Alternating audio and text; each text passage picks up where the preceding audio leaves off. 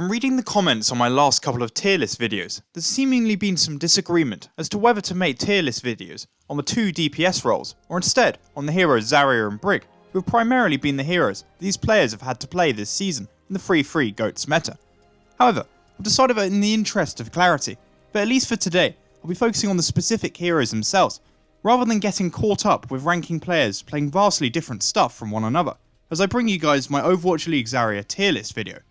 When I get on to doing my Brigitte tier list, I'll probably take into account more of the other heroes being played, so let me know if you like this idea, and indeed which tier list you want to see next. Without further ado, let's begin once again at the bottom with my single entry in the E tier. Well, as soon as the only player I've slotted into the C tier, I'd probably put someone like Shadowburn alongside him, but unfortunately his picture wasn't included in this template.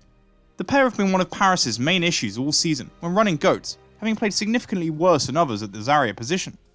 Neither has been able to effectively manage their charge or output of lots of meaningful damage, often wasting their bubbles in the process, that results in their early deaths in a lot of teamfights. Short outings on DPS heroes like Pharah have highlighted that both Soon and Shadowburn still have the skills that they can show off and contribute with at an Overwatch League level, but unfortunately their Zarya play cannot be held to anywhere near a similar claim, especially after their terrible and consistent wasting of Graviton Surge, but has held both them and the Eternal back over the first two stages. Progressing on to D tier, these next two players have really disappointed me so far this season on Zarya, and they're BQB and Spree.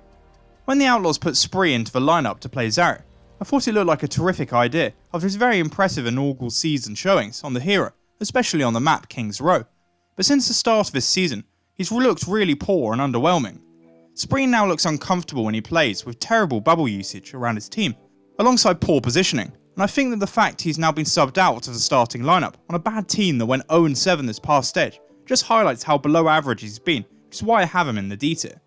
BQB meanwhile, again hasn't really done much for Florida in the way of his Zarya performances. I've seen worse, which is why I have him above Soon on the E tier, but whilst his play on other DPS heroes like Sombra and Bastion has shown his talent and skill, his Zarya displays haven't been much better than the Mayhem's overall level of play, which is why I think he sits in the D tier. Now, in an effort to split up the tiers a little bit, I've separated my C tier into two, with C+ and C-, to highlight whilst I think these Zarya players have at least been average, there are some who've put in generally more positive displays that could see them rise up further in the future, but at the same time, there are also those who I haven't been impressed with by, and it's mainly through their personal skill and talent that I recognise their place here.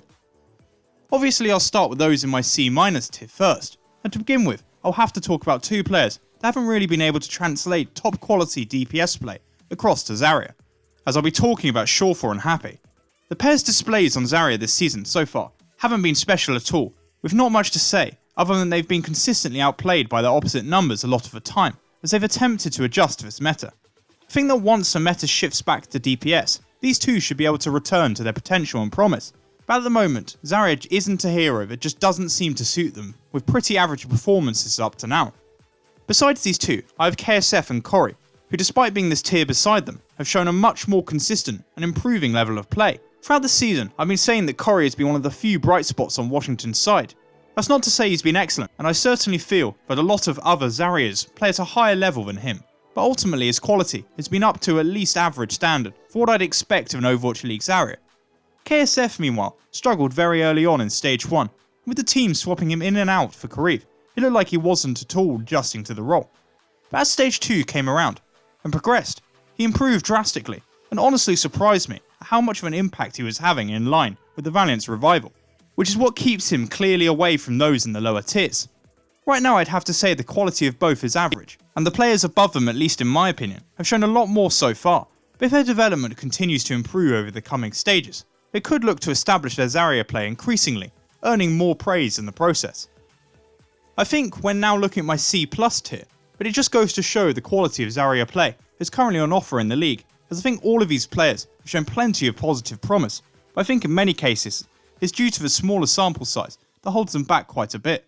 Cullex and Godsby both had rough and unconvincing starts to stage 1, and despite the mixed results their teams were picking up, they just felt to be the odd ones out, that weren't really getting much mention, nor showing anything off to get them noticed, aside some rather poor Gravitons, which is why I have them closer to the average of centre of the pack. But lately, both have really begun to find their feet and strung together some nice results on Zarya.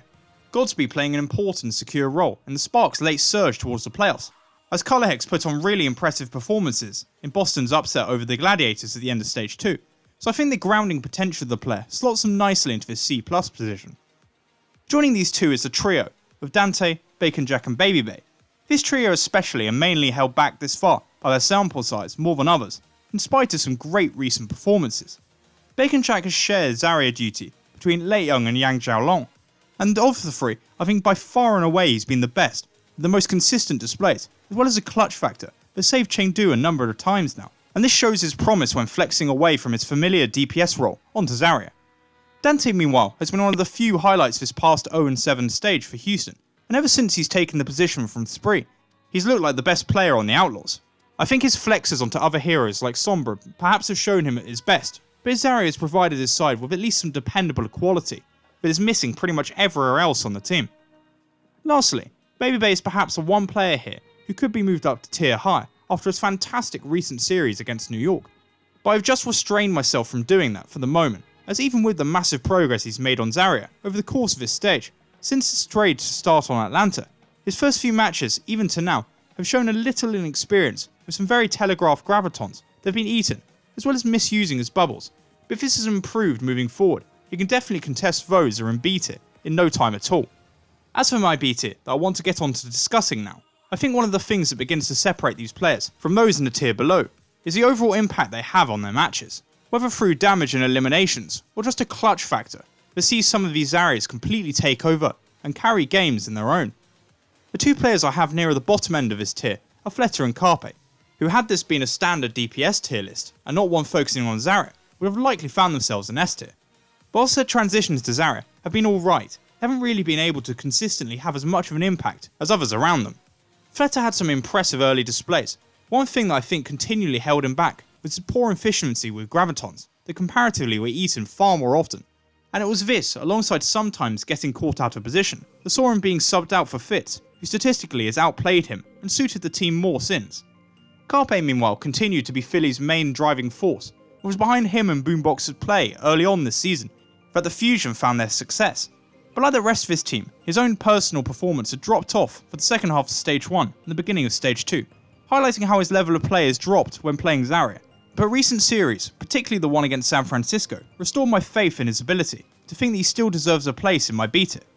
The remaining 4 members of my Zarya B tier are Fitz, DM, AKM and Ivy, who I personally think have all been very impressive, both to my eye test and statistically, and in general, it's just a lack of quality in big games that I think holds me back from placing them even higher up this tier list. Ever since replacing Fleta, not only has Fitz statistically outperformed his teammate with almost 1,000 more damage, but I feel that he fits in and suits Soul Star a lot more, suggesting the team made the right move in bringing him in. My only major critique that I have is that during the most important matches against Vancouver and Hangzhou lately, he didn't take a step up in performance that I'd be looking for if I wanted to place him any higher in this tier list. AKM and Ivy meanwhile have been very core members of both Dallas and Toronto's success, with the latter at times feeling like he was carrying the Defiant, with fight turning grabs, as AKM, unlike a lot of other DPS pros, has seemingly flourished even more on Zarya, forming a formidable partnership with OGE, becoming an integral member of his side with him. Again though, I feel like with Toronto's drop off in Stage 2, and Dallas's big game fumbles of late, but I can't justify placing the player any higher right now, and I think they need to show some consistent quality, even against the highest teams, before I do. Lastly with DM, I feel like he hasn't received nearly as much credit and praise as he's deserved over the past stage, in line with Shanghai's great run of form that saw them make playoffs. And this is mainly down to all the focus being put onto his partner Ding. Whilst recently he's seen a lot more time on traditional DPS roles, I think that his Zarya play has been very impressive, which is supported by the damage output statistics, with particularly strong bubble efficiency that's allowed Gamsu to have a significant amount of impact on the front lines, and he's probably the player that I'd urge people to keep an eye on as we move into Stage 3. But with all of those players out of the way, we are now left with 5 who make up my A and S tiers, and for the first time this season, one of the big 3 teams doesn't find its representative in S tier, and that's because I have New York's Nene alongside Prophet and Decay in my Zarya A tier. Being perfectly honest, I didn't even notice Nene on the Excelsior squad until he was named the starter in the opening match, and since then he's made me notice, and he's shown that he's one of the best at this position. His damage statistics and elimination rate is fantastic. Like the rest of his side, he has a great patience and killer instinct as to when is the best time to use his Graviton Surge ultimate, Of course, he is perhaps currently remembered most for his failed grab attempt onto Michelle Sombra, but that reasonable miss aside, I think the only thing that holds him back, apart from those in S tier, is that he just has less of an ability to take over games, which I think is enough to keep them separated. Decay and Profit, meanwhile, were clearly massive reasons behind their side's 6-1 Stage 2 records, after disjointed and disappointing first stages. Decay, since sorting out communication issues, has played lights out from the end of Stage 1, and so far, I'd argue he's justifying the high amounts of money he's being paid. Profit at the same time finally forced himself onto the Zarya role, and led the team with dominant displays, akin to his inaugural season highs. Both of these players have top tier statistics, and that killer instinct to keep the pressure on their opponents, before not wasting an opportunity to strike. But the reason they fall a little behind my S tier and Nene is due to a couple of drops in that form, as shown in their Stage 2 and playoff defeats. This simply is not mirrored by those above the pair.